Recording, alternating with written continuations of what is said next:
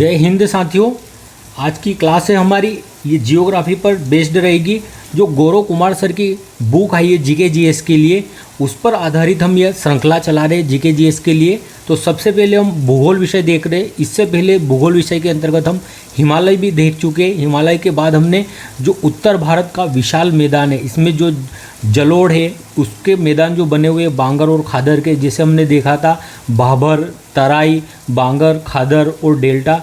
तो हम पहले उत्तर भारत के मैदान के बारे में पढ़ चुके हैं। अब हम आज प्रायद्वीपीय भारत स्टार्ट करते हैं। प्रायद्वीपीय भारत में आज हम देखने वाले मुख्यतः पठारों को, जो प्रायद्वीपीय भारत के पठार है उन्हें, और जो प्रायद्वीप क्यों कहा जाता है ये भी देखेंगे कि इसे प्रायद्वीपीय भाग क्यों कहा जाता है, और इसकी पूरी डिटेल देखेंगे कि ये कैसे गोंडवाना लैंड का भाग था। तो हम आज क्या देखने वाले, जो प्रमुख पठार है प्रायद्वीपीय भारत के, उनका अध्ययन करेंगे। तो स्टार्ट करते, सबसे पहले हम इसका बेसिक जानकारी देख लेते हैं कि इसका विस्तार कहाँ तक है, किस तरीके से यह कहाँ से कहाँ तक फैला हुआ है।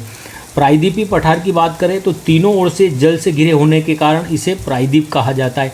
प्रायद्वीपीय भारत क्यों कहा जाता है, जो भी स्थलाकृति होती है अगर वो तीनों ओर जल से घिरी हो तो उसे क्या कहेंगे, प्रायद्वीप कहेंगे। और अगर कोई स्थलाकृति चारों ओर जल से घिरी हो तो उसे क्या कहेंगे, प्रायद्वीप कहा जाएगा। ठीक है, ये याद रखिएगा कि तीनों ओर से जल से घिरी आकृति को प्रायद्वीप, और जो चारों ओर जल से घिरी हो उसे प्रायद्वीप कहा जाता है। जो तीन ओर से घिरी हो प्रायद्वीप, और जो चारों ओर से घिरी हो उसे द्वीप कहा जाता है। यह प्राचीनतम गोंडवाना लैंड का भाग है जिसकी आकृति त्रिभुजाकार है। किसकी आकृति है, त्रिभुजाकार है, और ये गोंडवाना लैंड का भाग है। गोंडवाना लैंड का भाग किस प्रकार है, तो आपने सुना होगा पेंजिया पेंथालासा का नाम कभी जियोग्राफी में, पेंजिया और पेंथालासा। तो कहा जाता है हमारी पृथ्वी जब स्टार्टिंग में एक थी, अर्थात पूरी पृथ्वी कई भागों में बटी हुई नहीं थी, जैसे हम अभी देखते हैं 7 महाद्वीप, इस प्रकार से उस समय पृथ्वी एक गोला थी। तो इस गोले में जब विभाजन हुआ, इसका नाम क्या दिया गया था, इसे नाम दिया गया था पेंजिया। इसे नाम दिया था पेंजिया, और इसके चारों ओर जो विशाल महासागर था पानी से, उसे नाम दिया था पेंथालासा। क्या नाम दिया था, पेंथालासा नाम दिया गया था। जब इस पेंजिया में, अर्थात जो भूखंड था, इसमें जब विभाजन हुआ तो पेंजिया में विभाजन के फलस्वरूप ये 2 भागों में बट गया। पेंजिया 2 भागों में बटा, जिसका एक भाग था वो क्या कहलाया, अंगारा लैंड, और एक भाग था गोंडवाना लैंड। पेंजिया का जब विभाजन हुआ तो इसके 2 पार्ट हुए, अंगारा लैंड और गोंडवाना लैंड। जो गोंडवाना लैंड था उसी से हमारा प्रायद्वीपीय भारत बना। दक्षिण की जो प्रमुख जो प्रायद्वीप है, अर्थात जो दक्षिण अमेरिका आप देख सकते हो, ऑस्ट्रेलिया देख सकते हो, हमारा प्रायद्वीपीय भारत, तो ये सब गोंडवाना लैंड के भाग थे। जो उत्तरी अमेरिका और रूस वाला जो एशिया महाद्वीप, यूरोप महाद्वीप है, यूरोप महाद्वीप, ये किसके भाग है, तो ये जो अंगारा लैंड था उसके भाग है। और हमारा जो प्रायद्वीपीय भारत है गोंडवाना लैंड का भाग था। इसका विस्तार अगर देखोगे तो आपको, अगर प्रायद्वीपीय भारत को इस तरीके से आप विस्तार देखोगे तो त्रिभुजाकार तो इसकी आकृति है। उत्तर पश्चिम में अरावली पर्वत तक, राजस्थान में जो अरावली पर्वत है, उत्तर पश्चिम में अरावली पर्वत तक, उत्तर में दिल्ली तक, जो आप सुनते होंगे रायलसीमा की पहाड़ी जिस पर राष्ट्रपति भवन भी स्थित है, तो उत्तर में दिल्ली तक, उत्तर पूर्व में शिलोंग व कार्बी एलोंग के पठार तक। ये यहाँ से मालदा गैप द्वारा प्रायद्वीपीय भारत से अलग होता है शिलोंग का पठार, और शिलोंग के पठार तक इसका विस्तार है प्रायद्वीपीय भारत का। और दक्षिण में कार्डामम की पहाड़ी, जिसे इलायची की पहाड़ी भी कहा जाता है, तो दक्षिण में कार्डामम की पहाड़ी तक इसका विस्तार है। औसत ऊंचाई इसकी 600 से 900 मीटर है, और इसका ढाल पश्चिम से पूर्व की ओर है। इसका ढाल कैसा है, पश्चिम से पूर्व की ओर है। आपसे पूछ सकता है कि प्रायद्वीपीय ढाल किस ओर है, तो पश्चिम से पूर्व की ओर है।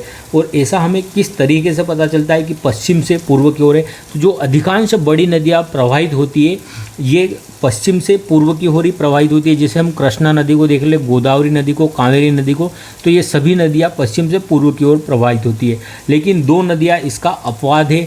आप नर्मदा और ताप्ती को देखोगे तो नर्मदा और ताप्ती 2 नदियाँ भ्रंश घाटी में प्रवाहित होती है। भ्रंश घाटी में प्रवाहित होती है, अर्थात निचले हिस्से, ये जो घाटी क्षेत्र रहता है तो यह घाटी में प्रवाहित होती है। इसलिए यह जो पश्चिम से पूर्व की ओर ढाल है, इसका अनुसरण नहीं करते हुए ये पूर्व से पश्चिम की ओर प्रवाहित होती है। अर्थात ये अपना जल कहाँ गिराती है, खंबात की खाड़ी, या जो बंगाल की खाड़ी है, खंबात की खाड़ी, बंगाल की खाड़ी, यहाँ पर सूरत से बढ़ोच है, जो नर्मदा नदी है बढ़ूच है, वहाँ से फिर अपना जल कहाँ पर गिराती है, तो यह खंबात की खाड़ी में गिराती है। 2 नदियाँ याद रखना है, जो पश्चिमी जो प्रायद्वीपीय भारत है उसके ढाल के विरुद्ध प्रवाहित होती है। कौन सी 2 नदियाँ भ्रंश घाटी में प्रवाहित होती है, नर्मदा और ताप्ती।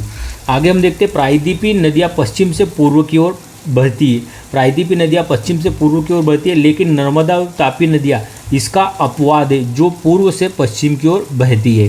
ताप्ती और नर्मदा नदी इसका अपवाद आपको देखने को मिलेगा। अब हम प्रायद्वीपीय भारत के प्रमुख पठारों के बारे में देख लेंगे।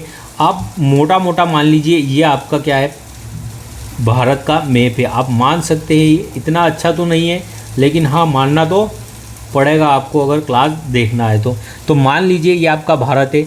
अगर अब इसमें देखेंगे, इसे प्रायद्वीपीय पठार कहा जाता है। प्रायद्वीपीय पठार किसे कहा, भारत का प्रायद्वीपीय मैदान इसे कहा जाता है।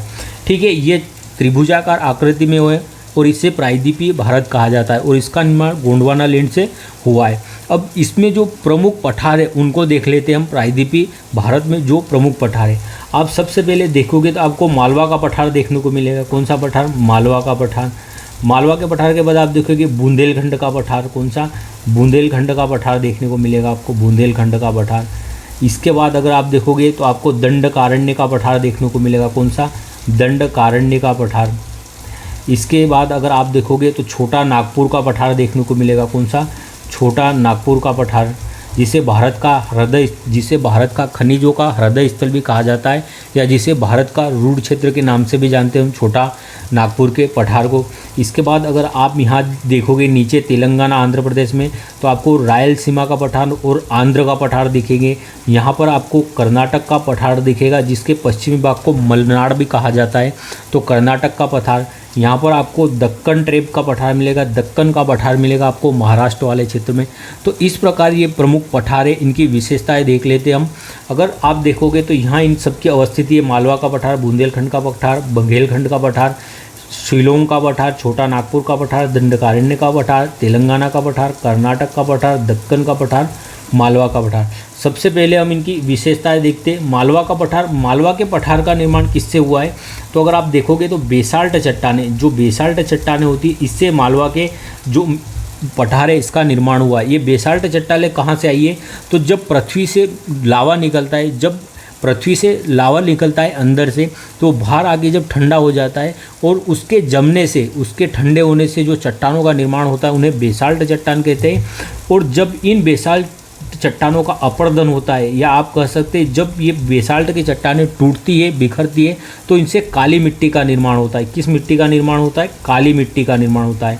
और आपको पता होगा काली मिट्टी किसके उत्पादन के लिए, तो कपास के उत्पादन के लिए बहुत अच्छी होती है। तो मालवा के पठार का निर्माण बेसाल्ट की चट्टान से हुआ है। और इसी मालवा के पठार का विस्तार थोड़ा सा राजस्थान में भी पड़ता है। राजस्थान और मध्य प्रदेश दोनों में इसका भाग आता है मालवा के पठार का।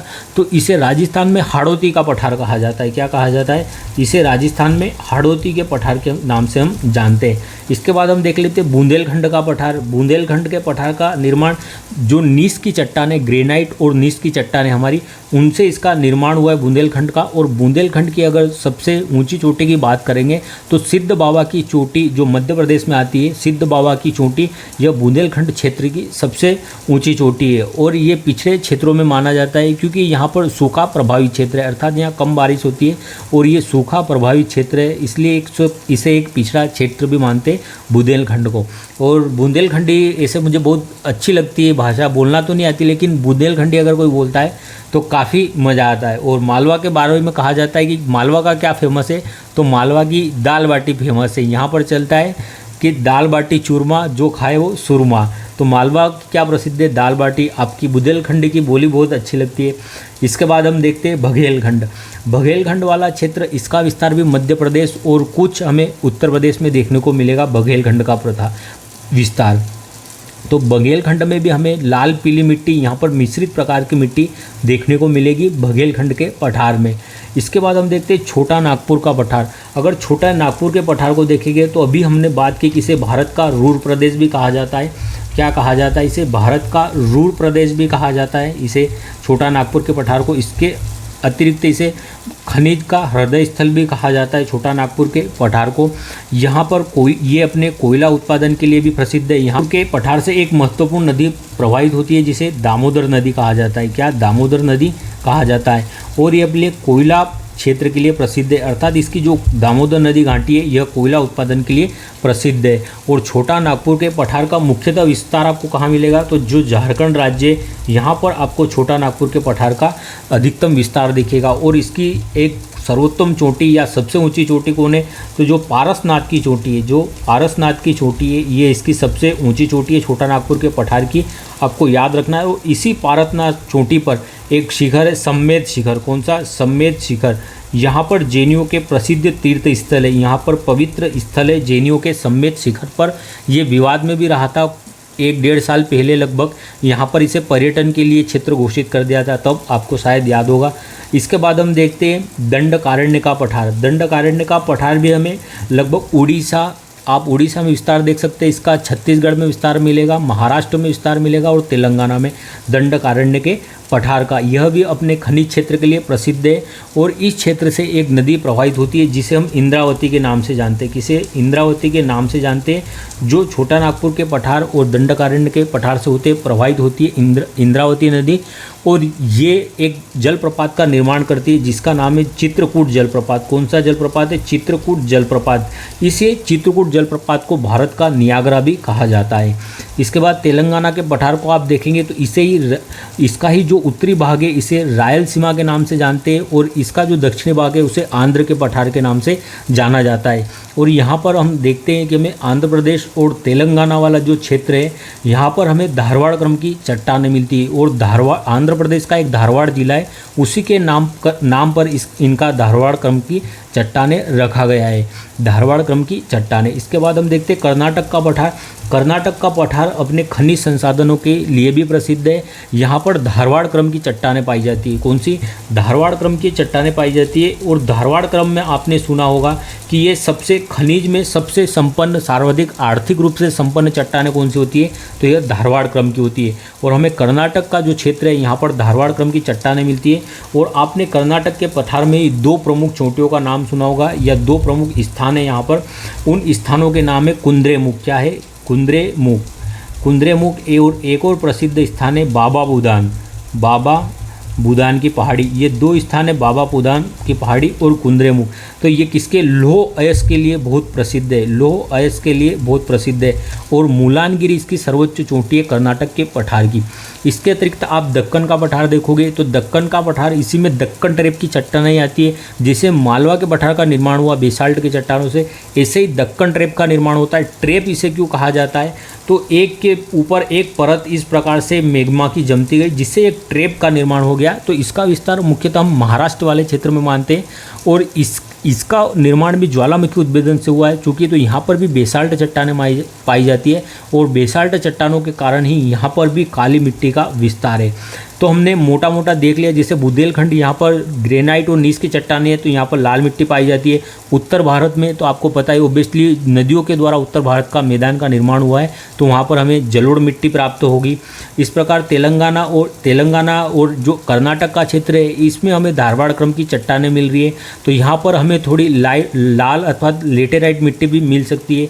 जो ये पर्वतीय क्षेत्र है वहाँ पर लेटेराइट मिट्टी मृदा मिलती है, जो बागवानी की खेती के लिए प्रसिद्ध होती है। जो बागवानी की कृषि होती है, बागवानी किसे कहते हैं, जैसे चाय है, रबर है, काफ़ी है, जो इन्हें बागवानी कृषि कहा जाता है।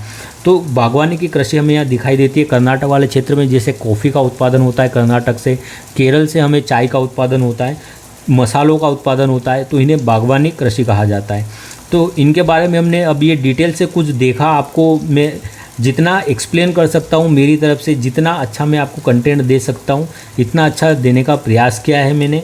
और हाँ, अगर कोई बुंदेलखंडी दोस्त हो तो ज़रूर बुंदेलखंडी में कुछ बात बोल के बताए कमेंट बॉक्स में, तो अच्छा लगेगा मुझे। बाकी हम आगे देखते हैं। इंद्रावती नदी प्रवाहित होती है, चित्रकूट जलप्रपात जिसे भारत का नियाग्रा कहते हैं, बेसाल्ट की चट्टानें, बुंदेलखंड की सबसे ऊंची चोटी कौन सी देखी हमने, सिद्ध बाबा की चोटी। मालवा के पठार की सबसे ऊंची चोटी कौन सी मिलेगी आपको, सिगार मिलेगी। सिगार मालवा के पठार की सबसे ऊंची चोटी। पारसनाथ की चोटी हमने देखी छोटा नागपुर के पठार में। इसे भारत में खनिजों का हृदय स्थल या भारत का रूर प्रदेश कहा जाता है। दंडकारण्य का पठार देखा हमने, तेलंगाना का पठार देखा, रायलसीमा का पठार देखा, कर्नाटक का पठार देखा, इसमें कुंद्रेमुख और बाबा बुदान की पहाड़ी देखी जो लौह उत्पादन के लिए प्रसिद्ध है। दक्कन का पठार देखा, इसका विस्तार मुख्य रूप से महाराष्ट्र में और यहाँ पर भी काली मिट्टी पाई जाती है जो कि कपास के उत्पादन के लिए प्रमुख रूप से प्रसिद्ध है। इसके बाद हमने देखा मालवा का पठार, तो इसमें सिगार चोटी सबसे ऊंची है और मालवा इसको ही राजस्थान में जिसका विस्तार है इसे हड़ौती के पठार के नाम से जानते हैं। तो आइए अब हम देखते हैं आगे इनके बारे में डिटेल पढ़ते हैं, कुछ इनका डिस्क्रिप्शन लिखा हुआ है और इसकी पीडीएफ भी मिल जाएगी आपको। तो पीडीएफ के लिए आप जो डिस्क्रिप्शन में लिंक दिया गया है उससे जुड़ सकते हैं, आपको यहाँ पर पीडीएफ मिलेगी। और अगर आप इसके जो पहले हो चुके एपिसोड है, पहले जो मैंने क्लास ले रखी है, अगर उनको देखना चाहते हैं तो डिस्क्रिप्शन में मैं उनकी भी लिंक दे दूंगा, आप उनको भी ज़रूर देखिएगा रिवीजन के पर्पज़ से। और ये गौरव कुमार सर की जो जीके जीएस की पुस्तक आई है उस बुक पर आधारित यह श्रृंखला होगी जिसमें हम सभी विषयों को देखेंगे। तो आप जुड़े रहिए और वीडियो को लाइक ज़रूर करिएगा अगर अच्छा लगे तो, और कुछ सजेशन हो तो कमेंट बॉक्स में सजेशन करिएगा। देखते हैं मालवा का पठार। मालवा का पठार मध्य प्रदेश में विशाल चट्टानों से निर्मित संरचना को मालवा का पठार कहा जाता है। राजस्थान में इसे हड़ौती के पठार के नाम से जाना जाता है और इस पठार की प्रमुख नदियाँ चंबल और काली सिंध है। इस पठार की प्रमुख नदियाँ चंबल और काली सिंध है। यह मध्य प्रदेश में जानापाऊ से निकलती है, इंदौर जिले की मऊ तहसील से चंबल नदी। और अगर आप देखोगे तो ये यमुना की भी सबसे बड़ी सहायक नदी है। यमुना की सबसे बड़ी सहायक नदी कौन सी है? चंबल यमुना की सबसे बड़ी सहायक नदी है। और यमुना नदी है ये गंगा की सबसे बड़ी सहायक नदी है। ये जो उत्तर प्रदेश का ईटानगर है यहाँ पर यमुना नदी से मिलती है चंबल नदी। काली सिंध भी इसी की सहायक नदी है चंबल की। बुंदेलखंड का पठार देखते हैं हम यहाँ पर, और याद रखिएगा आप इसकी सबसे ऊंची चोटी कौन सी है? तो सिगार इसकी सबसे ऊंची चोटी है। और यहाँ पर किस प्रकार की चट्टानें पाई जाती है? बेसाल्ट चट्टानें पाई जाती है। और यहाँ पर किस प्रकार की मिट्टी होती है? तो काली मिट्टी यहाँ पर होती है और जो कपास की खेती के लिए प्रसिद्ध है। आप देखते होंगे मध्य प्रदेश सोया प्रदेश भी कहा जाता है। तो मालवा के पठार में अत्यधिक सोयाबीन भी उपजाऊ होती है। जो मध्य प्रदेश का जो मालवा का पठार का उज्जैन जिला है वही सर्वाधिक सोयाबीन भी उत्पादन करता है। बुंदेलखंड का पठार देखते हैं। बुंदेलखंड का पठार का विस्तार ग्वालियर के पठार और विंध्याचल पर्वत श्रेणी के बीच मध्य प्रदेश तथा उत्तर प्रदेश दोनों में। बुंदेलखंड क्षेत्र आर्थिक रूप से सूखा प्रभावित क्षेत्र होने के कारण इसे पिछड़ा क्षेत्र माना जाता है। और बुंदेलखंड की सबसे ऊंची चोटी कौन सी देखी हमने? तो सिद्ध बाबा की चोटी देखी थी। और यहाँ पर लाल मिट्टी का विस्तार है, यहाँ पर ग्रेनाइट और नीस की चट्टानें पाई जाती है, इसलिए सिद्ध बाबा की चोटी बुंदेलखंड के पठार की सबसे ऊंची चोटी है। अब हम देखते हैं छोटा नागपुर का पठार। इस पठार का मुख्य रूप से विस्तार कहाँ? झारखंड में मिलेगा। इस पठार के उत्तर में हजारीबाग का पठार और दक्षिण में रांची का पठार। इस पठार के अंतर्गत ही छोटा नागपुर के पठार कर आपको हजारीबाग का पठार और रांची का पठार भी मिलेगा। और दामोदर नदी रांची के पठार को हजारीबाग के पठार से अलग करती है। दामोदर नदी बेसिन कोयला भंडारण की दृष्टि से भारत का सर्वाधिक महत्वपूर्ण क्षेत्र है। कोयला भंडारण की दृष्टि से दामोदर नदी। और अगर आपसे पूछ ले, यह भी एग्जाम में पूछ ला है कि भारत में सर्वाधिक कोयला किस प्रकार का पाया जाता है, तो भारत में किस प्रकार का कोयला सर्वाधिक पाया जाता है? तो सबसे उच्च क्वालिटी का कोयला एंथ्रेसाइड होता है। कौन सा होता है? एंथ्रेसाइड। लेकिन भारत में कौन सा? बिटुमिनस कोयला पाया जाता है। जो बिटुमिनस प्रकार का कोयला होता है, लगभग भारत में 98% जो कोयला पाया जाता है वो बिटुमिनस प्रकार का होता है। और ये दूसरा सबसे अच्छी क्वालिटी का कोयला होता है। पहला सबसे अच्छी क्वालिटी का कोयला कौन सा? एंथ्रेसाइड होता है। और बिटुमिनस सेकेंड नंबर पर अच्छा होता है। और भारत में कौन सा पाया जाता है? बिटुमिनस। तो दामोदर नदी बेसिन कोयला भंडार की दृष्टि से भारत का सर्वाधिक महत्वपूर्ण क्षेत्र है। छोटा नागपुर की सर्वोच्च चोटी कौन सी है? पारसनाथ है। और यहीं पर कौन सा शिखर है? सम्मेत शिखर है, आपको याद रखना है। दंडकारण्य के पठार की बात करते हैं। इस पठार का विस्तार उड़ीसा, छत्तीसगढ़, महाराष्ट्र, आंध्र प्रदेश और तेलंगाना तक है। यह पठारी भाग अत्यंत उबड़ खाबड़ एवं अनुपजाऊ है। जो दंडकारण्य का पठार क्षेत्र है, यह एक पठारी क्षेत्र अत्यंत उबड़ खाबड़ है तथा खनिज संसाधनों की दृष्टि से महत्वपूर्ण है। जो दंडकारण्य का पठार है, यहाँ पर भी आप देखोगे तो इसका विस्तार झारखंड, छत्तीसगढ़, उड़ीसा वाले क्षेत्र में मिलेगा। तो यहाँ पर ये जो कोयला है, अभ्रक है, यहाँ पर ये यूरेनियम की प्राप्ति होती है हमें इस क्षेत्र से। जो झारखंड का जादूगोड़ा है, यहाँ से यूरेनियम की भी प्राप्ति होती है हमें। और जो भी अन्य बेला डीला की खाने जहाँ से सोना प्राप्त होता है। तो इस प्रकार से ये जो खनिज की दृष्टि से भारत का समृद्ध क्षेत्र है एक तरीके से दंडकारण्य का पठार। मेघालय का पठार देखते हैं, हमने मेघालय के पठार पर डिस्कस नहीं किया था। मेघालय का पठार ये जो प्रायद्वीपीय भारत है इसी का भाग माना जाता है, लेकिन ये राजमहल या गारो गेप या मालदा गेप के द्वारा अलग होता है प्रायद्वीपीय भारत से। और इसी मेघालय के पठार पर हमें गारो खासी जयंतिया और मिकिर की पहाड़ियाँ मिलती है। यहाँ पर जो गारो खासी जयंतिया निवास करती है उन्हीं के नाम पर इन पहाड़ियों का नाम है। और इनमें से एक मध्य में स्थित गारो खासी और जयंतिया, इसके खासी पहाड़ी है, यहाँ पर सर्वाधिक वर्षा होती है विश्व की। जो यहाँ का मासिनराम क्षेत्र है यहाँ पर सर्वाधिक वर्षा होती है। और मिकिर की पहाड़ियाँ भी हमें यहीं पर मिलेगी। और एक चोटी है इसकी नोक्रेक, कौन सी? नोक्रेक। मेघालय के पठार पर एक चोटी स्थित है नोक्रेक, यह सबसे ऊंची चोटी है इस क्षेत्र की। तो आइए अब इसे भी देख लेते हैं। मेघालय का पठार राजमहल, गारो गेप, मालदा गेप द्वारा अलग होता है। मेघालय के पठार के पश्चिम से पूर्व की ओर इसे क्रम से गारो खासी जयंतिया, पश्चिम से पूर्व की ओर गारो खासी जयंतिया तथा मिकिर की पहाड़ियाँ अवस्थित है। इन पहाड़ियों का नामकरण यहाँ निवास करने वाली जनजातियों के नाम पर रखा गया है। ठीक है, यहाँ पर जो जनजातियाँ निवास करती है उनके नाम पर रखा है। मेघालय के पठार में स्थित खासी पहाड़ी जो मासिनराम में स्थित है, यहाँ पर विश्व की सर्वाधिक वर्षा, औसत वर्षा होती है। अर्थात विश्व में सर्वाधिक वर्षा मासिनराम में होती है। यहाँ पर लगभग 1000 सेंटीमीटर से भी वर्षा अधिक प्राप्त होती है। और इस पठार की सर्वोच्च चोटी नोक्रेक है। अब हम दक्कन का पठार देखते हैं। इस पठार का विस्तार ताप्ती नदी के दक्षिण में त्रिभुजाकार आकृति में महाराष्ट्र में बेसाल्ट चट्टान से निर्मित संरचना होने के कारण काली मिट्टी का जमाव है।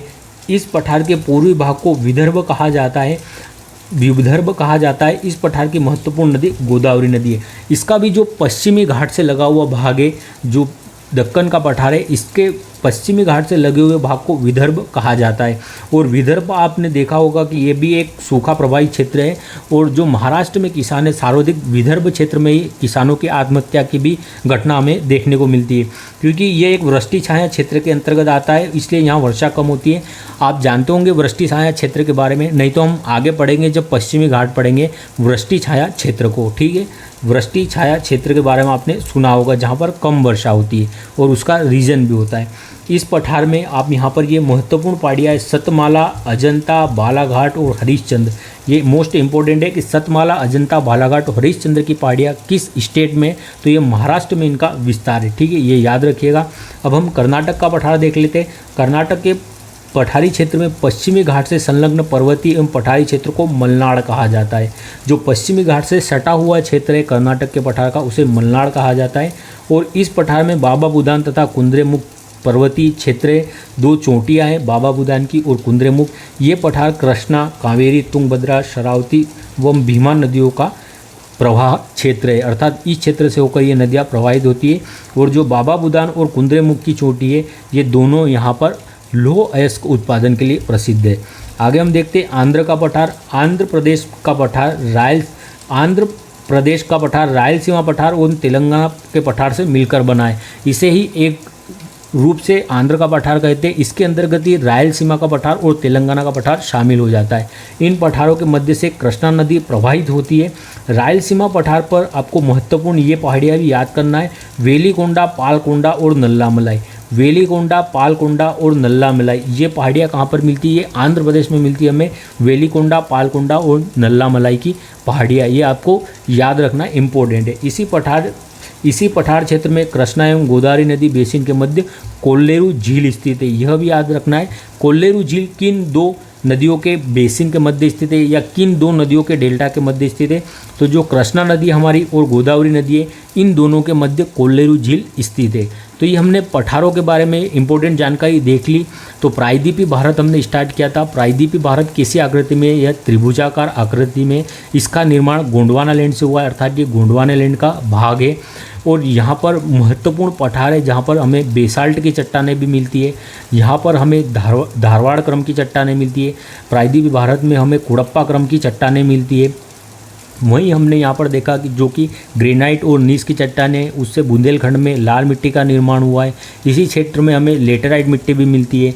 कई पहाड़ियाँ भी देखी हमने, प्रमुख नदियाँ भी देखी है। नदियाँ का स्पेशल से पढ़ेंगे, लेकिन जो इन पठारों से संबंधित नदियाँ हैं, जैसे हमने इंद्रावती नदी देखी थी जिस पर चित्रकूट जलप्रपात है जिसे भारत का नियाग्रा कहते हैं। दामोदर नदी देखी हमने जो कोयला उत्पादन के लिए प्रसिद्ध है अपनी क्षेत्र में, और बिटुमिनस प्रकार का कोयला मिलता है भारत में सर्वाधिक, ये हमने देखा। और सर्वाधिक उच्च कोटि का एंथ्रेसाइड होता है। तो ये पूरी डिटेल हमने भारत का रूर प्रदेश, भारत छोटा नागपुर का पठार, पारसनाथ चोटी, सम्मेत शिखर, इनके बारे में पढ़ा हमने। अगर क्लास अच्छी लगी हो आपको और आप चाहते हो कि यही सीरीज़ कंटिन्यू रहे और आपके एग्ज़ाम के लिए भी इम्पोर्टेंट है, यहाँ से कई बार प्रश्न पूछ लेता है खनिजों से या पहाड़ियों से या पठार से, तो आप अच्छे से इस क्लास को देखिए और लाइक करिएगा। अगर अच्छी लगी हो तो कुछ सजेशन हो तो कमेंट बॉक्स में दीजिएगा। जय हिंद, धन्यवाद, मिलते हैं अगले वीडियो में।